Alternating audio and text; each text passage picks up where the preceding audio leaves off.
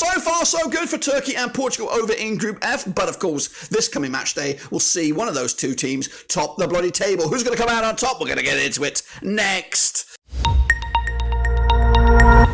That's right, folks, back once again with another match preview. Looking forward to Turkey taking up Portugal over in Group F. And we'll get to that in a second. If you do, where you been? Smash your subscribe button. Your one-stop shop for Euro 2024 is right here under one roof. We've got a tasty encounter between two winners from the opening matches. It's Turkey and Portugal, with, of course, top spot on the agenda, who, of course, will take full advantage. We'll get into all of that in a minute. Of course, big shout out to the VIPs. They are the patrons. You know who you are. And, of course, smash the like button, guys. 50 likes for these previews, if you don't mind. And smash your subscribe if you're brand new to the channel. We got everything here. Euro 2024 related previews, reviews, watch alongs, cast the cats, even doing our own thing. Let's get into this one then, shall we? Look forward to it. Coming at you this coming, 22nd of June, something like that. Of course, anyway, let's get into the deep end with, of course, Turkey.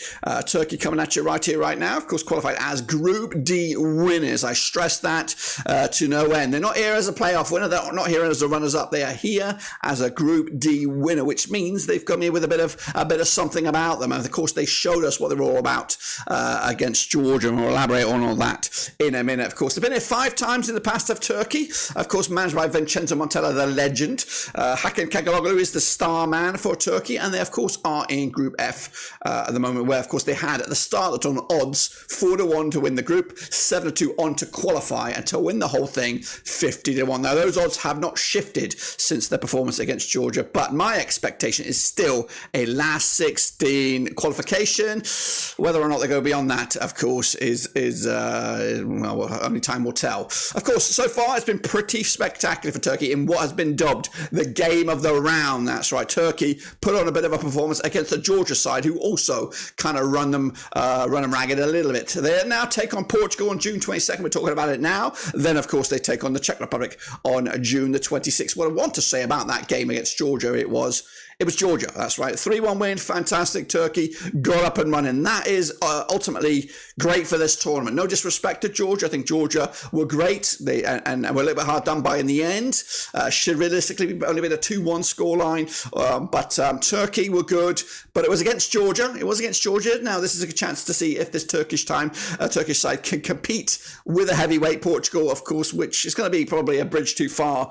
But ultimately the Czech game is where it all comes down to see whether they finish second or third right now. They've got the 3 points. They should maybe have enough to go through to the last 16, but we'll see about that. But for the tournament, we want the Turkish fans in there. They've got a good following in Germany. Of course, there's a good relationship between Turkey and Germany at the moment, or in historically speaking anyway.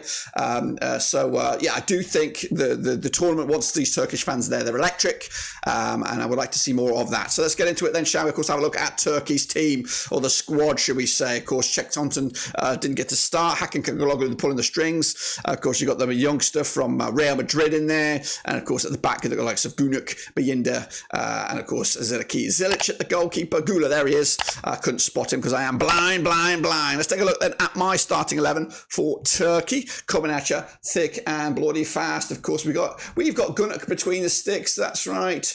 Of course, we've got Silic, Demiral, Mulder, Aki Yakdin, Çalhanoğlu, Yoxalu, Koku, Gula's in there, Toxin and Yaksiki up there. Of course, it was a great game, wasn't it? Explosive, end-to-end stuff. It's what you really want in the Euros. You want some thrillers just like that, and we got it, didn't we? But this is, of course, going to be a different game for Turkey, taking on their, of course, former winners, Portugal, who, of course, flattered to deceive a little bit in their opening game, but, of course, they did qualify also as a group winner, and they, of course, took care of business in Group J. They qualified on the 13th of October, 2023. They've been at 8 times in the past. Roberto Martinez is the manager, the Gareth Southgate of Portugal right now. Not really the man you want pulling the strings. Bernardo Silva, the star man in my eyes. Group F, of course, with odds of 9-4 on to win the group, 25-1 on to qualify to win the thing. They were 8-1. That was at the start of the tournament. Currently, you can find them odds at 6-1, fourth favourite right now. Of course, my expectation is a semi-final berth for Portugal, but of course, they've got to get there first. They did open up with a 2-1 win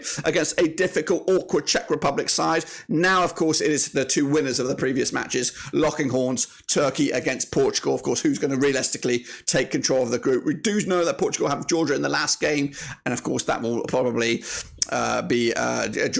Portugal will probably already be qualified at that point. So we may see a change of 11 here, or a bit of a rotated squad. We'll see if I'm right or if I'm wrong. As familiar ourselves are with the Portuguese team, then of course you got a very deep a squad of goalkeepers. Of course you got some experience in there with Pepe and Ronaldo. Of course the likes of João Neves, Vitinha, João Felix. I didn't think we even saw yesterday or the other day. So it is a very good squad, probably the best squad in this competition if we're going.